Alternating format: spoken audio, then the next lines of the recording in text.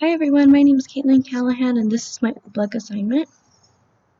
So as you can see in my picture, we need 1 cup of cornstarch and a half cup of water.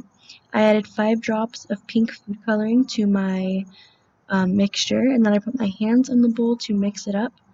I noticed that if you are rough and you squeeze it, you can feel the tension, and as soon as you begin to release that tension, it begins to run through your fingers again. As I said before, I used pink food coloring, and my end result was that I found it was too thick, so I decided to add some water, and it actually made it a lot thinner.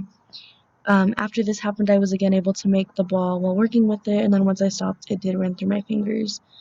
To add some real-life perspective, I found that I would refrigerate this because I wanted to try to keep it to take it home for my sister, but it actually began to mold, so I maybe refrigerating that would be better.